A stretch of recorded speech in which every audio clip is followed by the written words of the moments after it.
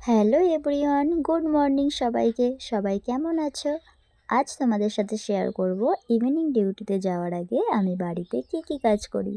তো চলো দেখানো যাক। সবার আগে আমি আমার বিছানাটা সুন্দর করে গুছিয়ে নিচ্ছিলাম। ঘুম থেকে উঠেই আগে আমি আমার বিছানা পরিষ্কার করি, ডিউটি যাওয়ার আগে হোক বা ডিউটি যাওয়ার পরে হোক। আমি অগোছালো বিছানা একদম পছন্দ করি না। আমার মতো তোমরাও কারা কারা ঘর গুছিয়ে রাখতে পছন্দ করো একটু কমেন্টে জানিও। তারপরে দেখো আমি সুন্দর করে বিছানাটা গুছিয়ে নেওয়ার পরে ঝেড়ে নিচ্ছিলাম, ধুলোবালি না থাকে। আর আমার জানো তো অনেকগুলো সফট টয় আছে, সেগুলো আমি আমার বেড সাইডে রেখে দিই। আমার খুব ভালো লাগে, সেগুলোকেও সুন্দর করে গুছিয়ে রাখছিলাম। সব কিছু সুন্দর করে গুছিয়ে রাখার পরে দেখো আমার বিছানাটা কি সুন্দর দেখতে লাগছে, খুব সুন্দর লাগছে, পুরো ফ্রেশ। তারপরে আমি আমার ঘরের জানলাটা খুলে দিচ্ছিলাম। বাইরে দেখো কত রোদ্দুর, কাল যেহেতু বৃষ্টি হয়েছে বাইরের ওয়েদারটা ভীষণ সুন্দর ছিল আজ সকাল থেকেই। তারপরে আমি চলে এলাম ব্রাশ করতে। দেখো ব্রাশ করা যাক। ব্রাশ করতে করতে আমি একটুখানি বাইরে বার হয়েছিলাম, বাইরের চারপাশটা দেখছিলাম কীরকম কি হয়ে আছে। বাইরের ওয়েদার তো ভীষণ সুন্দর ছিল, কিন্তু জানো তো কাল ঝড়ের কারণে অনেক ক্ষতি হয়েছে। তো ব্রাশ করা হয়ে গেছে, মুখ টুক ধুয়ে এসে এবার ভাবলাম একটু চা খাওয়া যাক। তো চলো চায়ের জন্য রেডি করছি সব কিছু।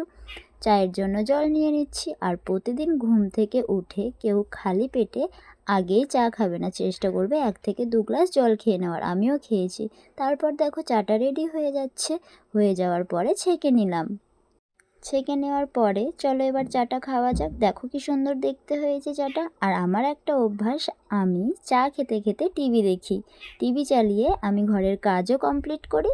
আর চা খাওয়ার সময়ও আমি আগে টিভি চালিয়ে নিই। টিভিতে গান চলবে বা ভালো ভালো কার্টুন হবে, আমি ঘরের সমস্ত কাজ কমপ্লিট করে নিতে পারি। সেই কারণে টিভিতে ভালো করে জোরে সাউন্ড দিয়ে সুন্দর সুন্দর গান চালিয়ে আমি গান শুনি আর কাজ করি। এতে আমি অনেকটা এনার্জি পাই। চাটা জানো তো খুব সুন্দর খেতে ছিল। আর দেখো আমি কি সুন্দর পুরোনো দিনের গান শুনছিলাম, আমার ভীষণ ভালো লাগে। তারপরে ঘরের বোতলগুলো সব খালি ছিল, সেই বোতলগুলো ভরা শুরু করে নিলাম। আস্তে আস্তে বোতলগুলো ভরা পুরো কমপ্লিট হয়ে গেছে। তারপরে ভাবলাম একটু কাচাকুচি করে নিই। তারপর বাইরে চলে এলাম, এসে ভেজানো ছিল আমার যত জামা কাপড় সেগুলো সব কেচে নিচ্ছিলাম। কাচা ধোয়া করে নেওয়ার পরে সেগুলোকে আবার শুকনো করতে বাইরে দিচ্ছিলাম। শুকনো করতে দিলে তাড়াতাড়ি শুকিয়েও যাবে। তারপরে ভাবলাম পাম্পের জলে একটু সমস্ত বালতিগুলো ভরে রেখে দিই, তাহলে সুবিধা হবে। সমস্ত বালতি খালি হয়ে গেছিলো, তাই তাড়াহুড়ো করে সব বালতিগুলো ভরে নিচ্ছিলাম। বালতিগুলো ভরতে ভরতে আমি আমার ভাইয়ের সাথে বসে বসে অনেক গল্প করছিলাম। আর তারপরেই ও আমাকে নিয়ে হাসাহাসি করছিল যে ভিডিও বানাচ্ছে। তারপরে কাকি চলে এলো, কাকি এসে আমাকে বলছে এসব কি হচ্ছে। আমি বললাম একটু ভিডিও বানাচ্ছি বলে আমার সাথে হাসাহাসি করছিল। তারপরেই আমার মা চলে এসছে। মা এসেও মায়ের জামা কাপড়গুলো ভেজানো শুরু করে দিয়েছিল। মাও এদিকে কাজ করছে, আমি এদিকে জল ভরছি। এই করতে করতেই হয়ে গেল। তারপরে আমি ঘরের দিকে চলে গেলাম, গিয়ে অনেকগুলো বাসন পড়েছিল, সেই বাসনগুলো ভাবলাম মেজে নিয়ে তারপরেই আমি স্নানে যাব। তো দেখো আমি কি সুন্দর চটপট অনেক বাসন পড়েছিল, সেই বাসনগুলো মেজে নিচ্ছিলাম। আস্তে আস্তে বাসন মাজা আমার কমপ্লিটও হয়ে গেল। তারপরে আমি তোমাদের পুরো ঘরের ভিডিওটা আমার দেখিয়ে দিচ্ছি। দেখো তো আমার গোছানোটা কীরকম হয়েছে, অবশ্যই কিন্তু কমেন্ট করে জানিও। আমি একটু সুন্দর করে ঘর দাবা গুছিয়ে রাখতেই পছন্দ করি। তারপরে ভাবলাম না স্নানটা সেরেই ফেলি। তারপর আমি চলে গেলাম স্নানে।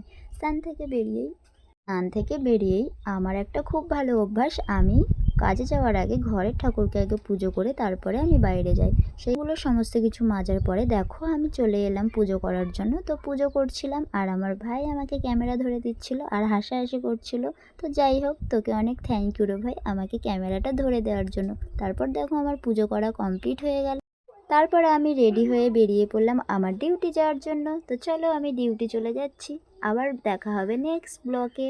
টাটা বন্ধুরা, সবাই অনেক ভালো থেকো। আজকের মতো এখানেই টাটা।